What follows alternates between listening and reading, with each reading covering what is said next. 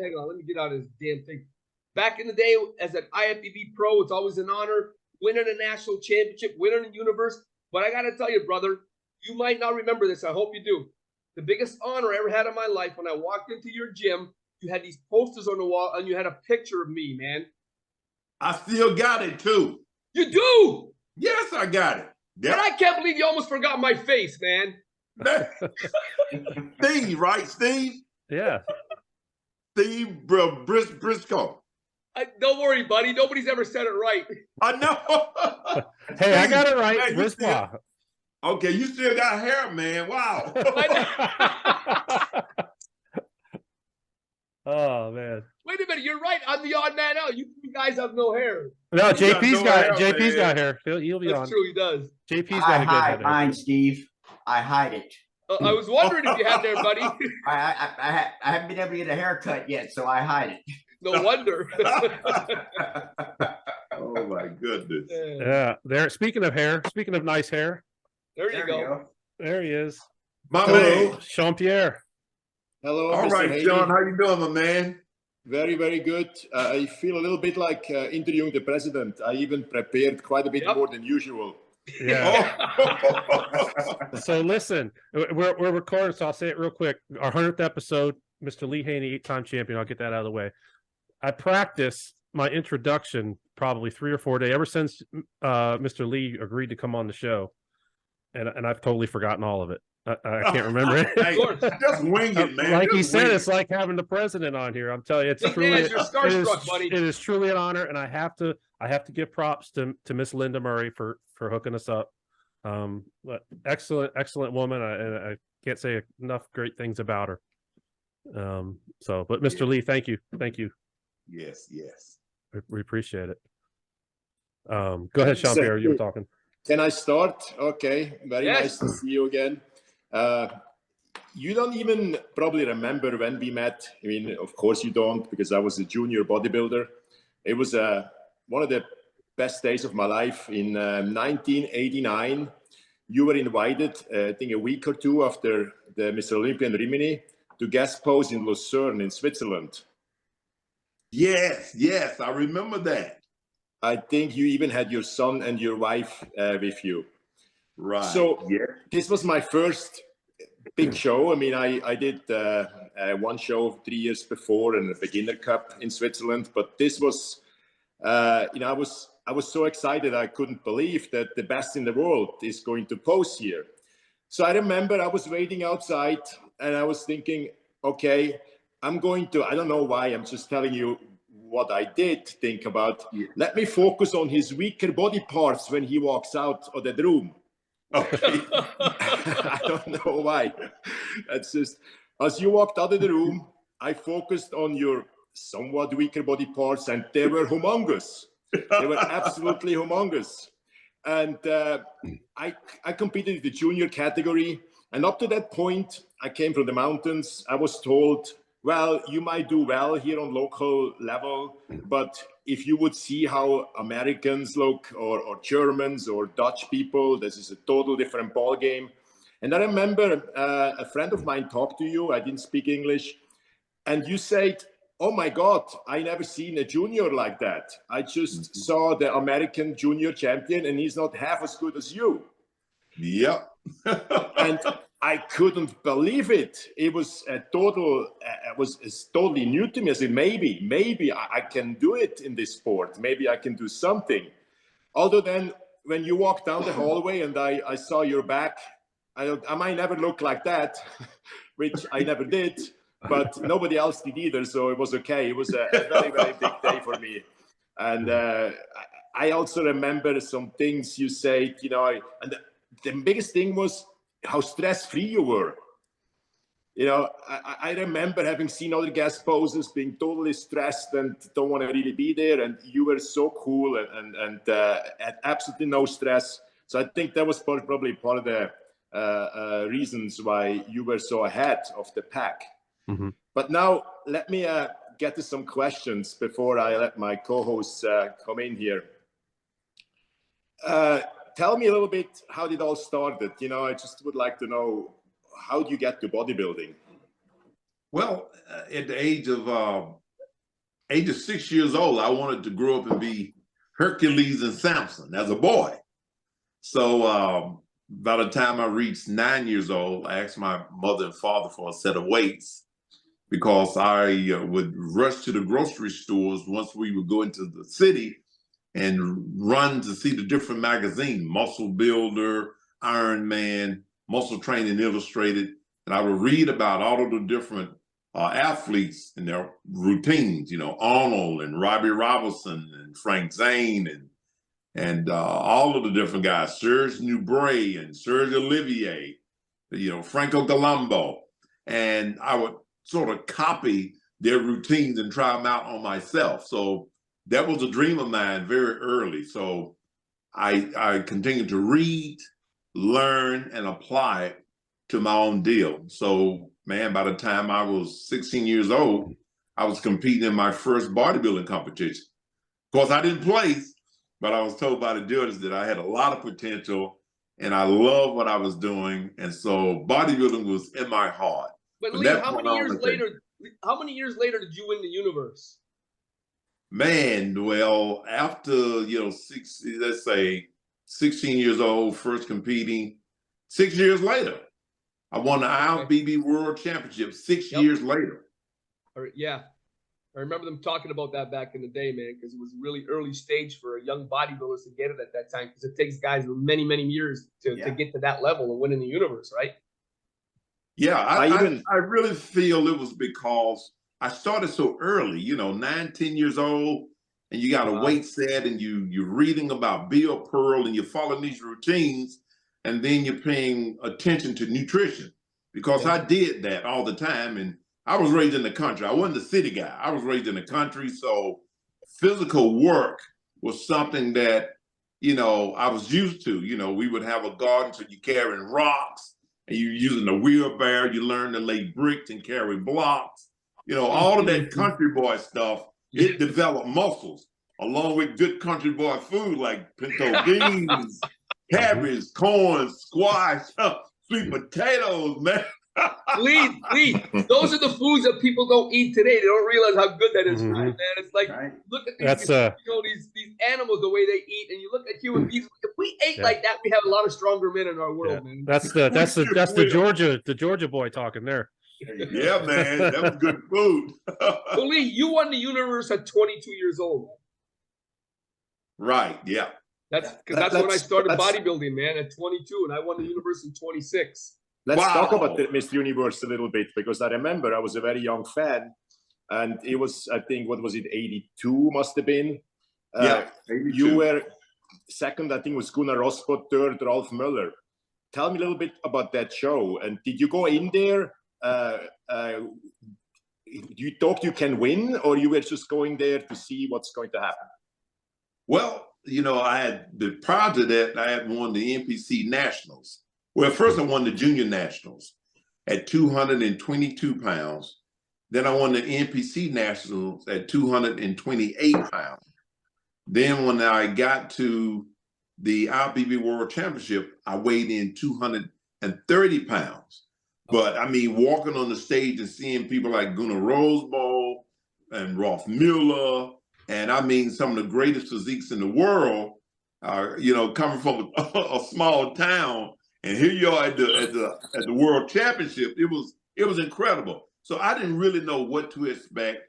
I was part of the American team, which was Moses Maldonado, Dale Ripplinger. Then it was from Louisiana, James Gobert from Louisiana. Yeah, that's right. And myself. So, man, we were there. I was there to have a great time. I mean, let the chips fall where they may. I was there to have a great time. It was extremely exciting and that was my first trip overseas too. So, man, it was something really special. So, no, I didn't know what to expect. But what I did know, I had a fantastic time. Meeting guys from all over the world, man, that was incredible in itself. Lee, that's funny because Ralph Mueller, that was his first year in the universe, correct? I'd never seen it before. Probably. That's right. Probably so. And the fact is that Ralph Mueller, That was his first time in the universe, and he never won the universe till '86, which was the year I won it because I won the bantamweight, he won the heavyweight, and that's how him and I took that famous photo in Muscle and Fitness Yeah. where Ralph Mueller was up here and I'm down here, man. Yeah. Hey, Lee. I was going to tell you this story. Hey, guys, you've never heard this before, probably. Me and Lee go back. We met in 1979 at the Teenage Mr. Coastal USA. That's right. Right. Mm-hmm. And I met you and Shirley. Yes. Before the show, and we spoke a little bit. And all right, guys, I ended up winning this show. 4 months later, we're in May. We go June, July, August, September. We meet again at the Teenage Mr. America. Lee wins the Teenage Mr. America, the tall class and the overall. I end up 5th in the medium class, behind 2 guys from New York and 2 from California. Mm-hmm. So after that, I decided, well, what did I do wrong? I said, well, I'm just keep training hard. So I focused between September and May of 1980. And I went back and won the Teenage Mr. Coastal USA as a teenager. Mm-hmm. I was still 19. So I turned June in the next month, and I turned 20 the next month in June after the show in May. But one thing I did, Lee, I'm going to thank you for this. I chased you after you won the 82 Nationals and the World Championships. I decided, well, I'm getting old. I gotta get it on. These 22 and he won. So I trained my ass off, man. And you did 3 and out. So you won the Atlantic USA, the Junior Nationals, and the NPC Nationals. Yeah. And you were 3 and out. So I tried to copy what you did and did 3 and out. 84 USA, 85 Nationals, and of course went to the World Championships, and that threw me back 2 or 3 years because I ended up getting a runner-up position and no pro card. Mm-hmm. But man, I wanted to thank you because I chased you for at least 8 or 9 years. Yeah, I know, man. I know you was on my heels for a long time. He was coming for you. He was coming for you. I was coming for you.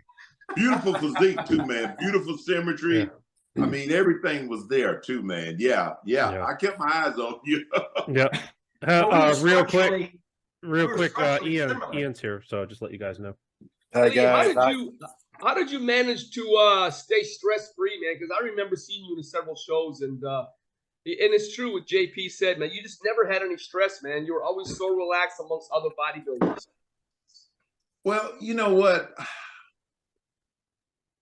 I think it was, the way I looked at bodybuilding was, yes, I wanted to be the very best that I could be, but at the same time, I enjoyed it. And then as I turned pro, I looked at it as my job. You go to work, you do what you got to do. If you work hard enough, then you can achieve some of the rewards of that, which means, hey, man, guess what? You got guest appearances, you got endorsements. I looked at it as a job. I never internalized, well, I got to win. If I don't win, what's going to happen? I never had a mindset like that. I've always felt that. Oh, no.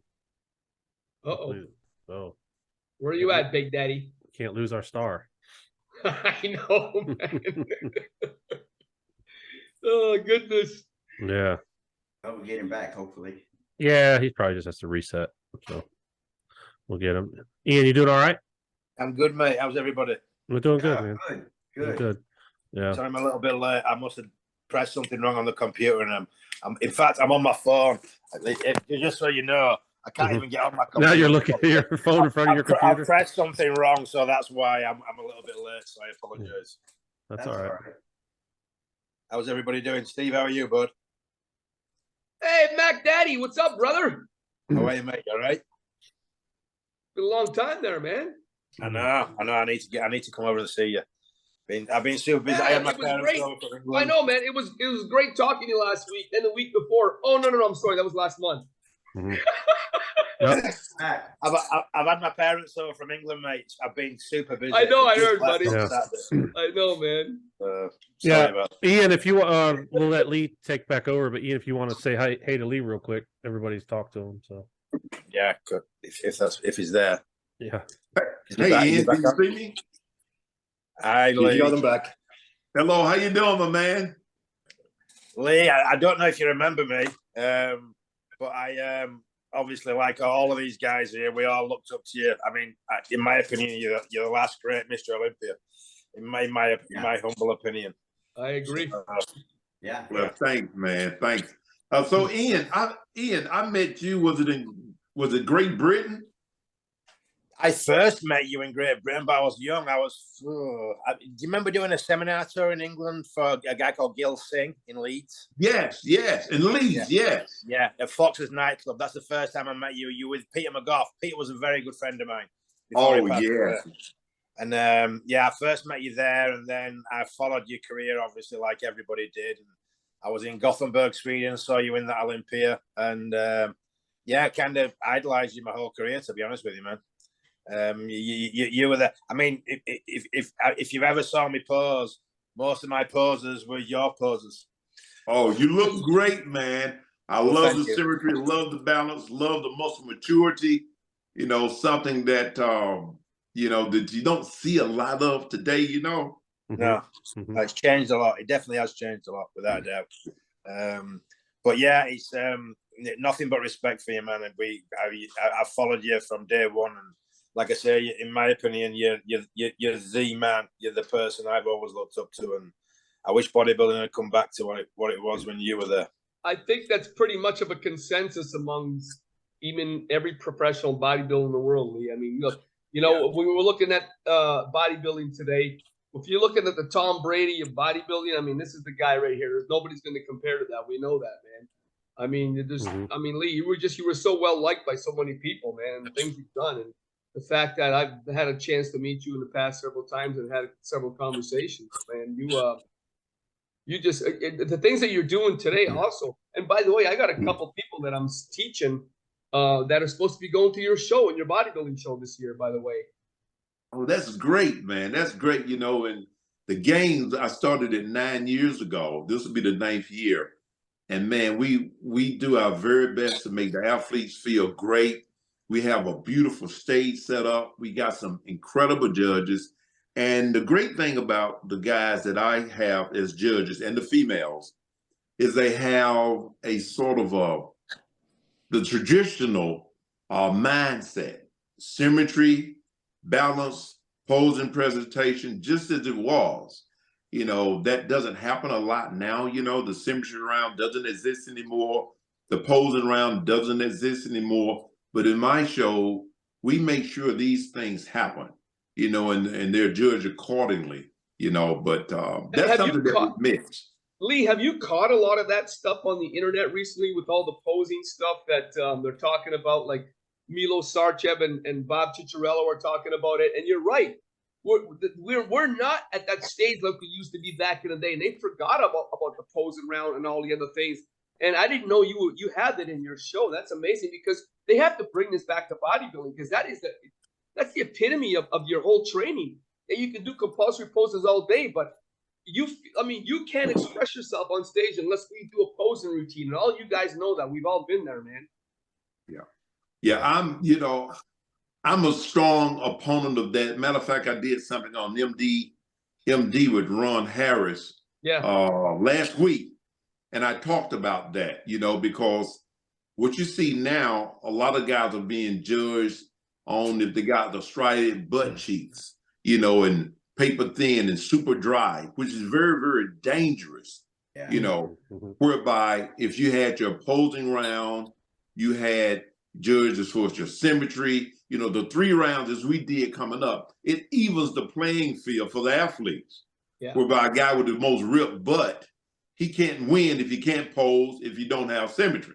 I agree. You know, and I see a lot of that now in the open division of the Mr. Olympia, where guys got legs like a freaking power lifter, squatty, square, ugly leg, and no calves. You know, and doing. Lee, you hit the nail on the head. Why is it these guys in the open right now? You just said that. I had never heard anybody say it before. Massive legs and no calves. What is the deal with that? Exactly. I don't know. I think they got a lot of judges. I don't know. I don't know what the mindset is there. It's ridiculous. You know, not to say if you big, you shouldn't have nice legs. Look at Tom Plack's legs. Yeah. Look at our legs. They Yeah. was cultivated in the right way, using the right exercise. We just didn't squat and grow a big old ugly leg. We had to make sure we had the hack, the leg extensions, you know, the stiff leg deadlift, all of these different things to make a nice, pretty leg and a beautiful, balanced physique. So those are some of the things that you know, I voiced my opinion on. Milos, all of the guys, all of us. Absolutely. In our era. Yeah. Absolutely.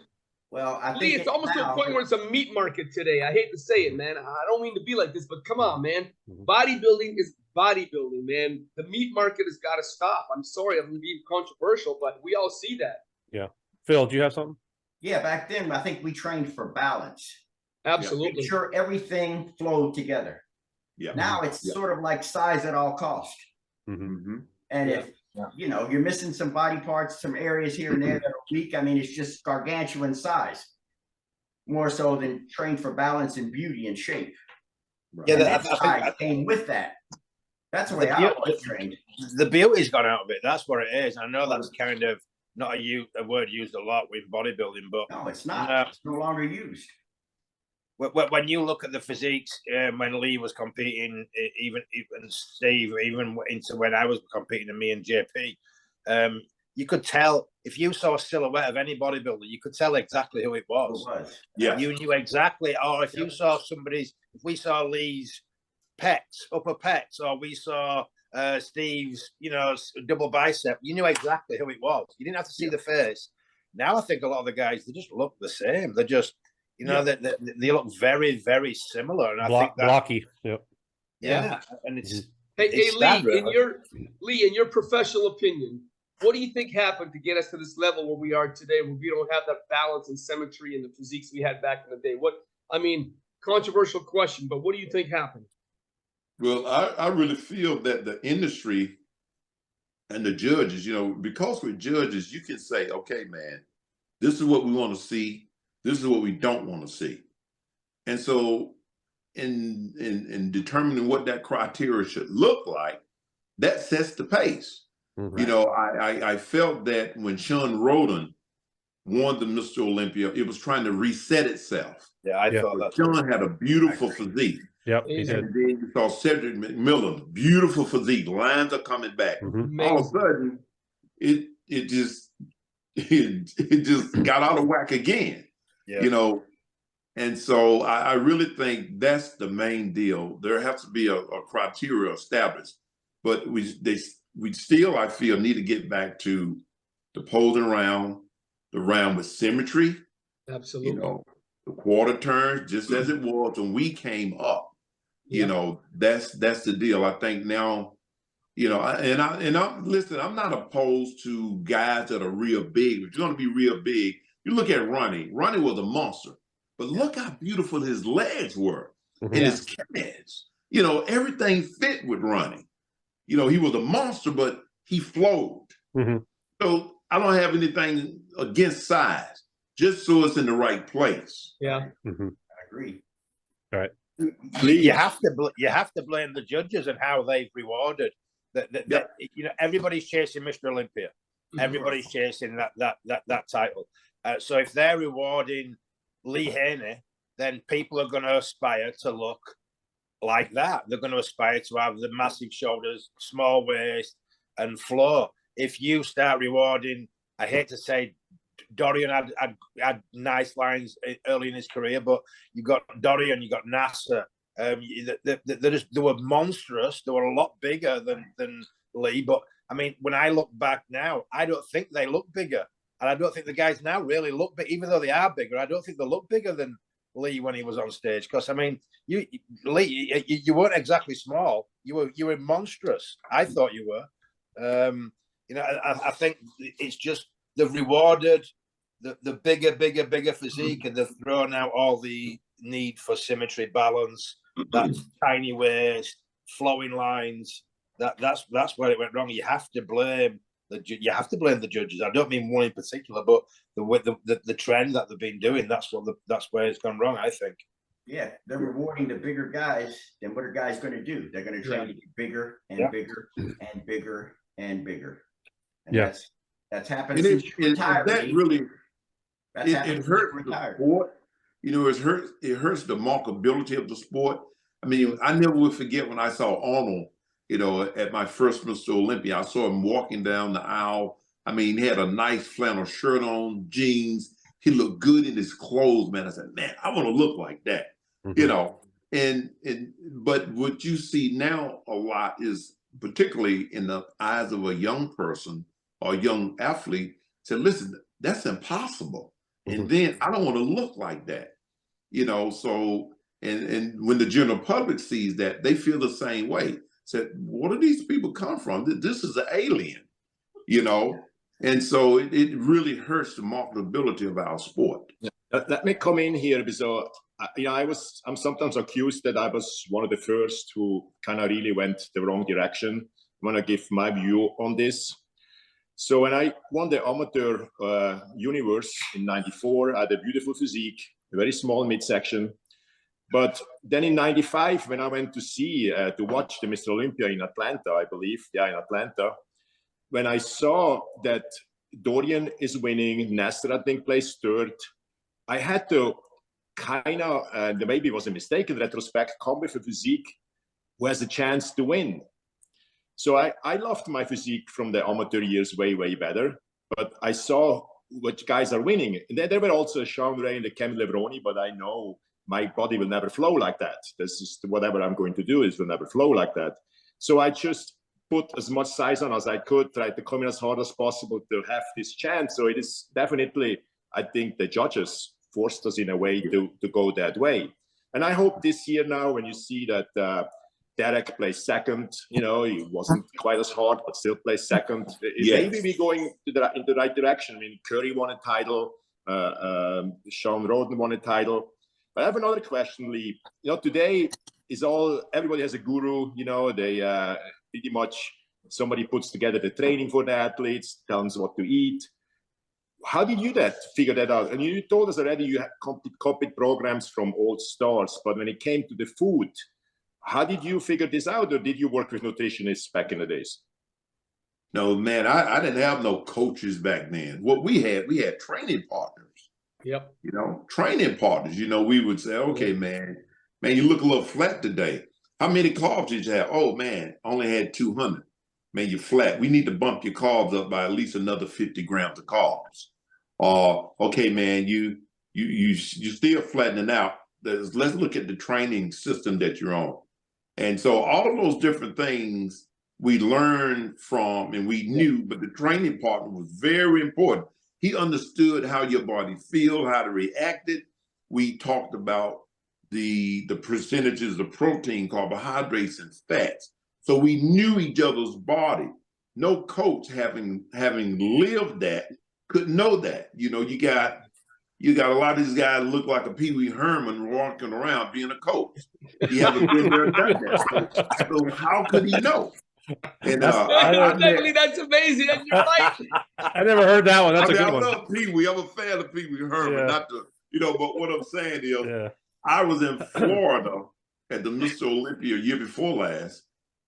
Me and my wife is having lunch, and so a guy walked up to me and said, "Oh, Mr. Haney, I'm such and such and such coach." I mean, this is one of the top Olympians in the top 5. I look at him and I'm talking to him. I said, well, what kind of system do you have him on? Because he was lacking.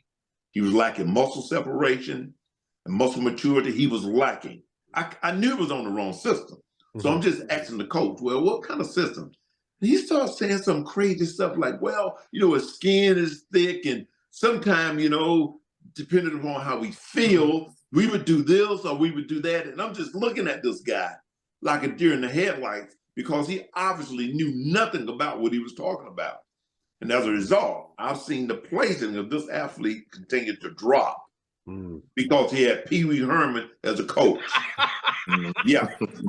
This is a fact. I've watched it. Lee, why is it that so many people, absolutely, I don't think there's any bodybuilder or athlete that jumps on a stage in the NPC or IFBB that doesn't have a coach today. Right. And it boggles my mind because we never needed them back in the day. We did our own thing. We asked advice, we learned things, but come on, man, it's different today. Hey, Lee, let me ask you this. No one knows your body, if you're paying attention, better than you would, right? And that's right. So, I mean, it's good to get advice here from people that you can look up to and rely on. Yeah. Like I had George Turner. I think you worked with Phil Outlaw for a while, right? Right, and George. You yeah. get advice, and then from there, you put it together for yourself. Like I said, Exactly. no one knows your body better than you. You live in it. That's So right. you see That's yourself right. throughout the day, and you see what you eat. You see how you respond to this and that. And then from there, you put your own program together. That's what we did. And if you want to say it, I became very good at guessing myself in shape. Yeah. Mm-hmm. There was no one. That's exactly what we did. With Mike Christian, Rich Gaspar, I was very close to the two of them because when I lived in California, I was with Mike a great deal. Then me and Rich started training together. He was a manager there at the World's Gold's Gym and Reseda. So, but Rich would write down everything. Mike would write down we had a book, a small notebook, and we would write everything down, every morsel of food we ate, so that if we flatten out, we could go back to, dang, man, I got to up the carbs a little bit. Listen, I need to tighten up a little bit. So let me just lower the carbs a bit and let's increase the protein intake. We did that. And we were able to look in the mirror and say, okay, we on target. Or your training partner, they could tell you what was going on. But we lived that. And like you were saying, you're in your own body. Nobody knew it better than you do. Sure. No one should know it better than you. And the funny thing is, Lee, you guys were rivalries, but you were great friends training and getting ready for a contest, man. It's amazing how that worked out back then, man. Yeah, we had so much fun, man. Yeah. It was, Mike Christian, let me tell you something. Mike Christian, I've been on tour with him. And I gotta be honest with you, man. Without this guy, I never laughed that much in my life with Mike Christian. Yeah, Mike. He's so funny. I'm gonna tell you a story. So listen, man, we go to when I first went out to California visiting and so forth, first got there, I didn't know anything about catching the bus, how to get to the gym. So Mike was like my babysitter, so to speak. So anyway, man, we were he took me to Gold's Gym, we work out and so forth. And then, I would go upstairs and shower when the workout was over. Notice Mike wasn't. So Mike said to me, he said, Lee, why are you showering in the gym? I said, well, man, go just take a shower. He said, didn't you notice all these guys running upstairs when you got ready to take a shower? They're taking a peek at you. I said, no. He said, don't do that no more. That was so funny. I didn't, I'm from Lewis, man. I don't know anything about that. Yeah, totally different in California. I lived in Venice Beach for 4 months, man. Trust me, I know what you're saying, buddy. It's different, man. It's different. A guy from dude. I was on the way leaving the gym. Then all of a sudden, these lights were flashing behind me. So I pulled over and said, man, what's going on? Guy comes up, he said, excuse me, do you do modeling? Said, okay. I said, modeling? What type of modeling are you talking about? A nude model. I said, look, man, you got Hey, Lee, do you remember I don't know about you, maybe. I remember Gold's Gym, Venice, because I lived there for 4 months, lived at the hotel, that Venice Beach Hotel, and going to Gold's Gym every day. That's where I learned a lot of things about bodybuilding on the outside, man. Yeah. Oh, so in other words, they had the wrong Lee. They had the wrong Lee.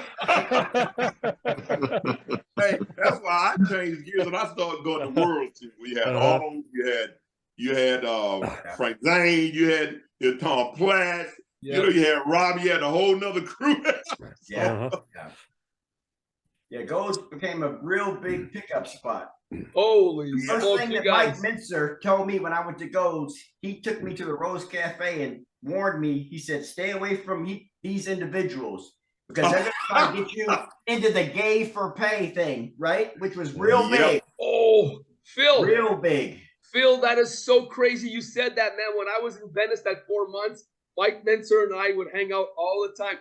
Remember, Mike Mincer back in the day, he wasn't training anymore. He kind of got out of shape. Right. And he would tell me the same thing. Steve, listen, man, let me tell you what's going on here. Yeah. But he looked crazy. That's the first thing he told man. me. First thing he told me. Yeah. Good. But you know, we had so much fun back there. You know, we competed against each other, but we had fun. We laughed, you know, all the guys. It was just like one big happy family. You know, we never took ourselves serious as it relates to our relationship. So we laughed and all kinds of great stuff, man. I have some wonderful memories, and I got friends all over the world. But the birth of a lot of my bodybuilding friendships started right then in Gold's and World's Gym. Yeah. Lee, do you keep in touch with Mike Christian and Rich Gasparin and a lot of those guys that you competed against? Oh, yeah, man. I see him at the Mr. Olympia a lot, and me and Rich, we talk quite a bit. I was on the podcast with Rich not long ago. Mike Chris is living there in Texas. Right. So I talked to him and his wife. They're two beautiful people. Mike looks great too, man. He's in incredible shape now. Yeah, he looks really good. Yes, he does. I think he probably got unfinished business. You know what I mean? He might. Wait a minute. Tell me he's not going to the Masters Olympia. Hey, listen, he could, because he looked that way. Yeah. He lost his mind, I think. Lee, these guys already told me last week when I was actually joking about it. JP said, "Look, Steve, you might be a friend, but look, man, this is not the Masters Olympia is not going to be for you, man." Oh man, Lee. So I want to go back to your early pro years. You know, in 83, you went to the Olympia, and I read something very stunning just recently. I didn't know that. I heard that you placed third. I think it was in Munich. That you heavily over dieted. Is that true? Yes, sure did. 4 weeks before the 1983 Olympia at World's Gym in California, I'm training. I'm weighing 243 pounds. Arnold sees me and he says, "Lee, what are you doing in this kind of condition 4 weeks away from the show?" And I just shrugged my head. He said, "Man, you look incredible." But he didn't say, but as I some years later, what Arnold was saying, "You're peaking too soon. What are you doing in this kind of shape?" So my not knowing the difference, I ended up losing 10 pounds within that 4-week period. Entered the 1983 Olympia weighing 233 pounds. I lost 10 pounds in a matter of 4 weeks because as I went back and looked at my meal plan, the training plan, the whole deal, and I sat down and met with Dr. Fred Hatfield. Me and Fred Hatfield were very good friends. We spent a lot of time together. He was one of the most smartest guys that I ever met that wasn't a bodybuilder, power lifter, but Fred understood the science of training. You couldn't get better than Fred Hatfield. He looked at it and we're sitting together and said, "Lee, here's your problem. You can't train like a horse and eat like a bird."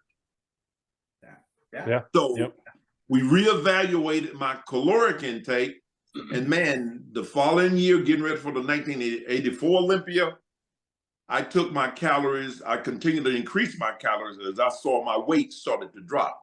Because the one thing that made a difference with me, I never got fat in all season. I'd always train around 12 pounds over my competition weight. No more than 12 pounds, maybe 10 at the least, but never more than 15 pounds or 12. And so, and being mesomorphic, having a fast metabolism, low body fat, it wasn't necessary for me to do strict diets. I mean, to eat clean was very important, but I didn't have to eat like a bird. And so I increased my caloric intake all the way up to, I was taking in 4,700 calories the week of the Mr. Olympia 1984. But guess what? Went into that show weighing 243 pounds. The same weight I was in 1983, 4 weeks away from the Olympia. Wow. So did you change your training? You touched on it a little bit. Did your training change at all? Compare off season before shows, or was it just all diet? It was all diet. You know, training all season was, I didn't I sort of lowered the number of sets, you know, I in the number of exercises. So that did change in off season. As I got around 12, 16 weeks away, I would then start to increase in intensity. But yeah, that made the difference there. You know, you can't train like a horse and eat like a bird. Hey, If you put in a greater physical, what's that? You have a high number of brown fat cells. That's genetic. Yeah. You've never been out of shape. You've never been fat. If you look at guys like you, I look at Bill Grant, I look at Robbie Robinson, I look at Tony Pearson. Guys like you have never been out of shape, not really out of shape. No. And that's due to high number of brown fat cells. Stand within striking distance, I like to call it, because if you can't flex it, don't carry it. You know, I've heard that. I've heard that before. Yeah, can't flex it, don't carry it. The telephone rings, hey, Lee, I'd like you to do a guest appearance here or over there or wherever. You want to be in good shape. The last thing you want to do, particularly being an athlete in our era, is show up fat. Because bad news travel fast. Yeah, Lee, I saw in your showing up out of shape. That's right. Yeah, your phone will stop ringing. That's right. Lee, I saw one guy gave you a little bit of trouble in the first year. I would like to talk about that, somewhat rivalry. There was Mohamed Makawi. Is he not the only one who kind of beat you a few times? Oh, yeah. He gave me a spanking all through Europe, man, in 1983. Yeah. He gave me a good thrashing, you know. Muhammad was a master at posing. He was also a master at hiding his weaknesses, which he didn't have many. He wasn't wide to the front. You would never see him standing straight on to the front. He would always go at an angle. He was incredible at angles. Then his ability to present was just, I mean, it was incredible. I mean, he was a master at it. I think he learned a lot from Vince Garanda. Right. But he was incredible. I learned a lot from Muhammad. Still love him today, man. But I got that butt in 1984. Hey, Lee, you know, Lee, back in the day, Muhammad Makawi, yeah, I know very well. It's probably for me the biggest thing for me in bodybuilding that helped me with my posing, because he lived in Toronto, and I went to meet him. He had an actual store in Toronto where he sold equipment and supplements, and I met him the year before I won the Universe, and I used to follow him in the magazines with Vince Garanda because the guy was amazing in his posing, as you know. And I talked to him for half an hour at his place, and that was about it. But I talked to him about how his posing really helped me and stuff like that. But I used a lot of his stuff in the '86 Universe. Even when I won that, our team Canada, won the team posing, because I put it together and did a lot of different stuff that I learned from Muhammad back in the day. And we won that whole team trophy against all the other countries. And that was an amazing place, man. We learned that back in that day after speaking to him, because, he was at that time, he flowed so beautiful, man. He sure did. Yeah. Matter of fact, and the deal is, Steve, you had a very similar physique. Yeah, we were the same height, for crying out loud. That's why I loved exactly. So you and that was very clever on your part. The Twin Towers. Lila Brada. You have to fall in line with physiques that sort of line up with you. Mine was more Arnold, more Robbie. Absolutely. So I copied their physiques. I never forget, Arnold told me in 1983, after placing third in the Mr. Olympia in Germany, he walked over, the after party at Albert Busak's gym. He said, Lee, you got a great physique. You're going to be the very best, but you cannot take that type of routine on the Mr. Olympia stage with veterans like Muhammad and Samir and so forth. You have to pose big. Really? Amazing. Mm-hmm. During the years when you were just winning one after another. Lee, where you at, Big Daddy? Hang on, JP. We lost him again. He keeps freezing up on us. Amazing stuff what he's bringing up. I mean, I'm going back memories with this stuff. He's bringing things up that I completely forgot, guys. Muhammad Makawi, this guy was amazing. The reason I remember him is because New York Night of Champions, he came on stage on a camel. Yeah. Yeah, and he was a great poser. Yes, he had some weaknesses. Muhammad had a lower back, was not very good. Yeah. Great arms. little bit weak on the, I think it was hamstrings or something. Hamstrings. But, yeah. he was great. I mean, he was amazing. I mean, the guy plays second for crying out loud. Yeah. Mhm. I Yeah, remember that's watching crazy. some of the routines they used to do that Vince Caranda had Mohammed McAvoy doing some crazy exercises. Remember those V-bar chins they used to do where he'd lean all the way back so his body was parallel with the ground at the top for his lower lats. I used to do those. You know, you think about it, guys, like Lee was talking about a while ago when we were talking about this. When it comes to posing, you have to have a lot more of that mobility in your hips and your joints that we don't have. I mean, that a lot of bodybuilders don't have to this day. And if they would have that, you know that they would pose a lot better. And even if they actually allow them to have a routine, you can see a lot more of that in a routine, in the posing routine. But the mobility can bring those hips and those joints into play a lot better. And we never knew that back in the day. But even though, like when you talk about the posing, I mean, I practiced it like crazy. I don't know about you guys, but I got into the movement because I thought that was the biggest part of bodybuilding, man. Yeah. Yeah, you had to back then. I hope he can log back in. Well, I remember literally I could go to any single video of Lee Haney and know it back upside down, back to front and inside out. Yeah. I watched those videos so many times. You know, I mean, it's just, I'm sure you're all the same, you know. Absolutely. So I mean, hey, look, that's how you learn to pose.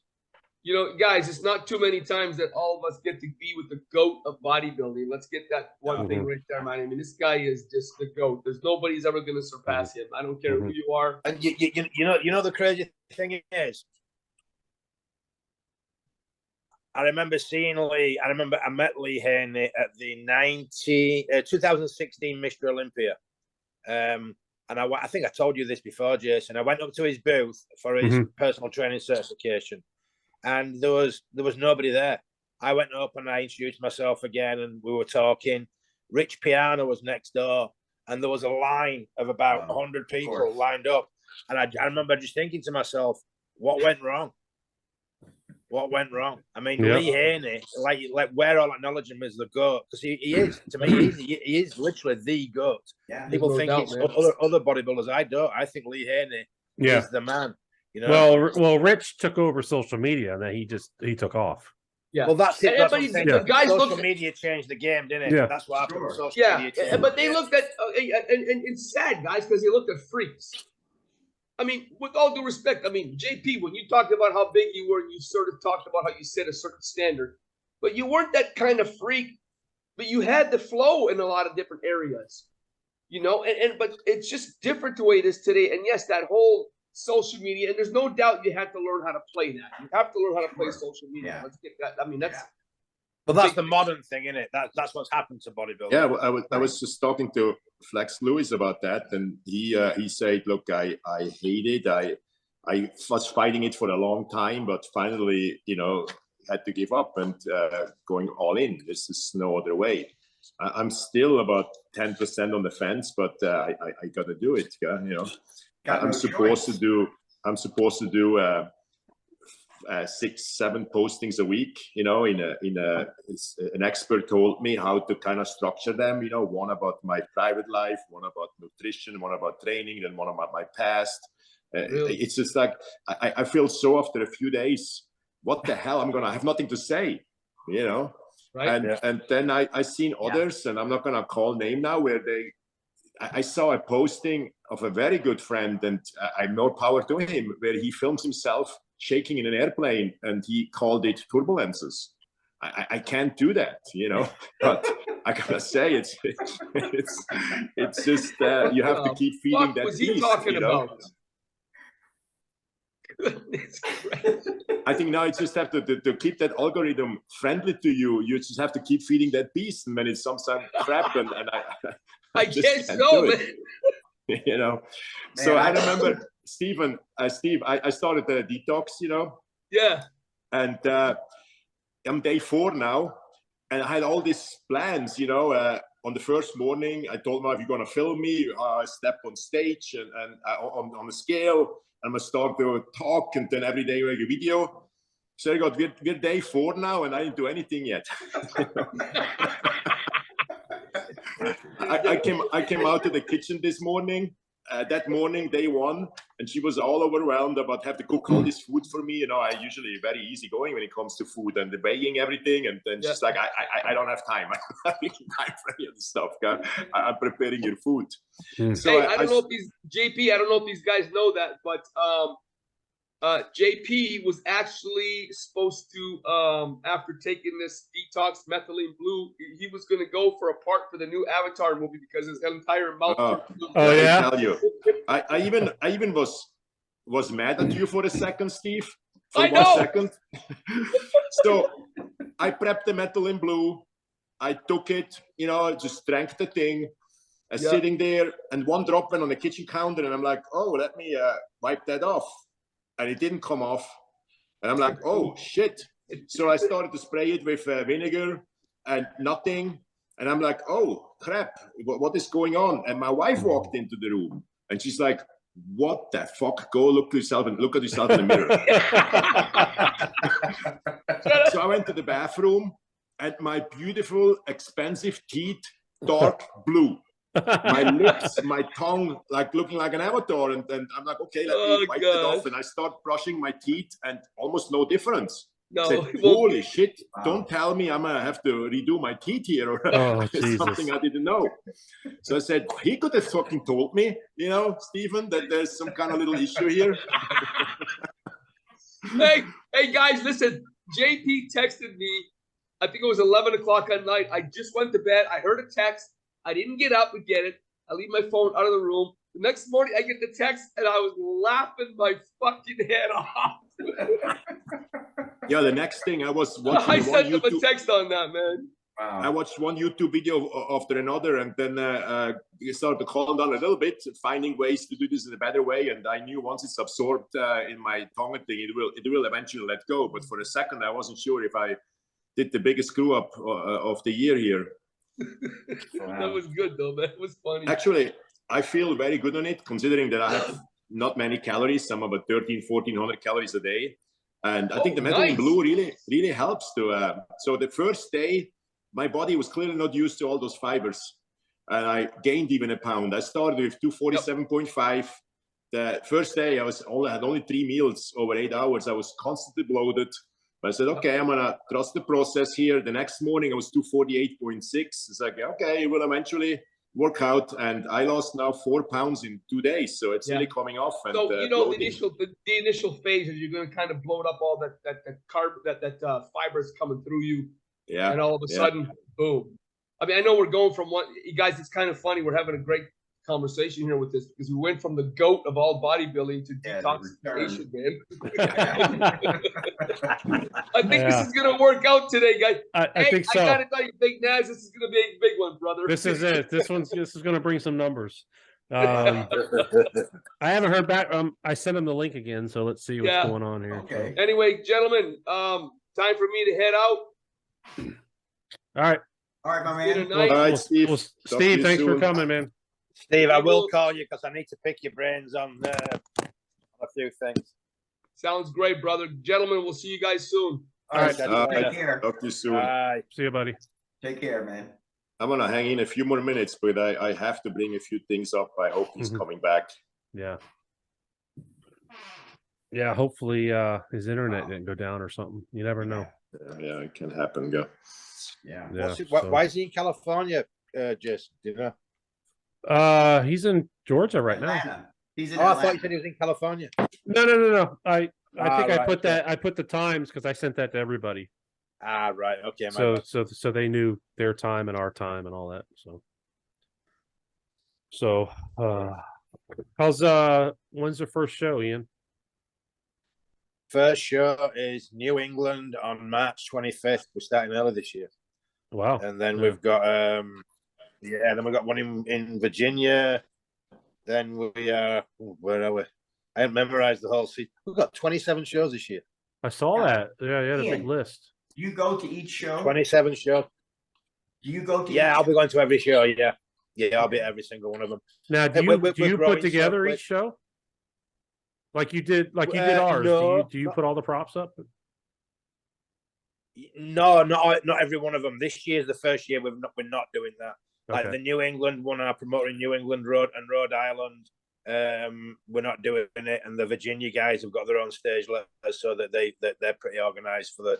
We've got a New York show in Poughkeepsie, New York, and one in West Virginia, one in Maryland, which is going to be a pro. We're doing a pro-am there, so we've got prize money for that one, and then no, it's looking really good. It's getting to the point now, though. I mean, we're growing so quick that I think we're going to be about 50 shows next year. It's just growing crazily. So next year, I'm probably not going to be able to be at every single show. I'm going to have to delegate for some of our other PCA staff to go and help them.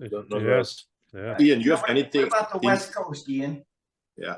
Have you got anything Say that planned again? for the West Coast? The West Coast. We've potentially got one in Vegas. That's the closest. We've got one in Vegas in August. Got one in Lubbock, Texas. That's about as far west as we're going. I don't have anything in California yet. Right. But I would imagine something will come up there. Somebody will approach me next. What's the exact date for Vegas? August 3rd through 6th. There's a big expo that Wendy is running with IAPB America, and we're doing a PCA show there. And I think it's the Paris. Is it? I believe there's a hotel in there called the Paris Hotel. You say 3rd to 6th. Yeah, August 3rd through 6th. Okay. And you're not far from there, right, JP? Well, I'm not, but I have to be in New Mexico. I think it's the 2nd or 3rd. But if it's to the 6th, maybe I can drive back that way. It would be nice to see you there. Yeah, I'd like to see you, man. Definitely. We've got one in New Mexico as well. We've got one in Roswell, New Mexico. I believe that's mid-July. I think it's in July. That's about as far west as we're going yet. We've got a lot. It's just a busy year. I mean, everything's kind of really taking off. It's exciting, actually. It's good. Finally, we seem to have broken through, and people are accepting us for the federation that we are, which is refreshing.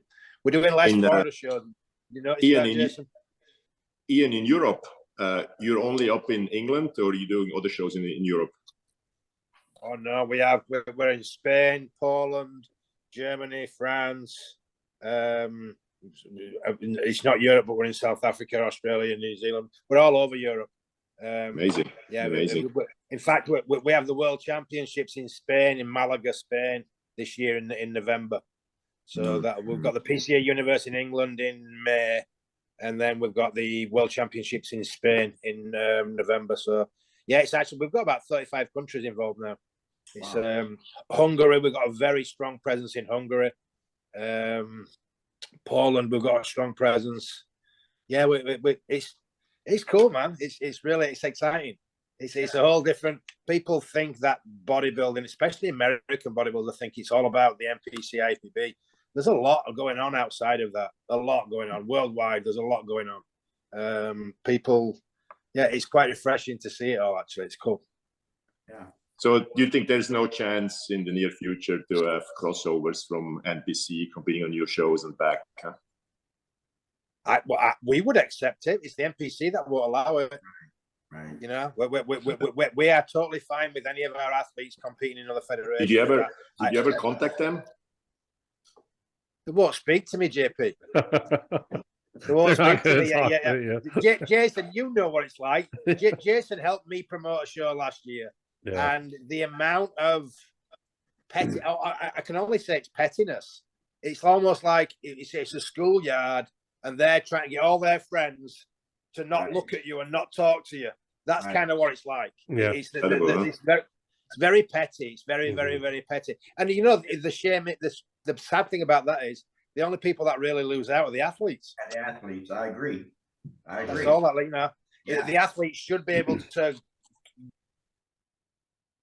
go from one federation to another, whatever they want to do. But the NPC don't like that, and they try and make people pick a side. And we'll never do that. I'll never do that. Joe started that in the 70s when he stopped competing in the NABA universe. Do you remember that? Absolutely. It all started off with Joe Wiener. It's just that the NPC and the Manions have taken it to a whole nother level. What is your exact title in this? Physical, my personal title or the federation's title? Yours. He's the I'm president. the president of the PCA in the USA, so I oversee all the shows in the US. If anybody wants to run a show in the US, they can contact me and we'll talk about promoting a show. But yeah, I mean, yeah, I run the whole show as far as America goes. It's busy. It's a lot. It's a lot of work, man. I bet it's a lot of work. There's so many aspects to running a bodybuilding federation. You know, from the venues to the promoters to the trophies to the medals. I mean, I had to go and pick up 1,000 medals that I got shipped in from China down in Miami the other day with my father. It's just non-stop. You know, you just go. But I love it. I love it. I love bodybuilding. That's why I do what I do. I love bodybuilding, and I think Jason can attest. We do things a bit different, don't we, PCA, Jason? Yeah. We run our shows very efficiently. We don't have a prejudging a night show. Everything our show ran very smooth. Yeah. It's all about making it a good experience for the athletes. That's what it's all about. You know, and making it affordable. That keeps the athletes coming back. Exactly. Yeah. Exactly. You know, you give them a good experience, give them great imagery, give them good pictures, and you know, make it affordable so they're not having to get a second mortgage out to compete. Right. And hopefully they'll come back and compete with us again. You know, let's face it, bodybuilding is not a rich man's sport; it's a working class sport. I can attest to that. Yeah, me too. And that's what we're trying to cater to. We're trying to make it affordable, but of the highest quality. Yeah. And I'm very proud to say that we do that. Yeah. Well, I guess we got about 45 minutes out of Lee, which was good. Oh, that's good. Yeah. It was an honor speaking to him, man. Literally, I'm not kissing anyone's ass. He literally was my hero and still is. I've never been on a podcast and been like a little child. I felt like a little child getting all excited because he's just incredible. The guy's amazing. Oh, amazing. I've been a nervous wreck all week. I've been like, what am I going to say to this guy when I talk to him? Yeah. So I'm sure I'll hear from him again. I'm sure he'll maybe want to make up for it. Maybe he'll come on next week or down the road. So I'd love get him on whenever you can. I'd love to speak to him. No, again. Yeah, definitely. I'll try to get him and Linda on together. So I guess we can, if you guys have anything else, I guess we can close it out from here. We can close it out. Yeah. And then JP, I'll talk to you real quick if you can right afterwards. So all right, guys. Well, that was good. Right, guys. 100th episode. Yeah, sorry, I was a little bit late. That's all right. My IT expertise is not where it should be. All right. All right, buddy. All right, guys. Catch you later. All right, guys. Take care.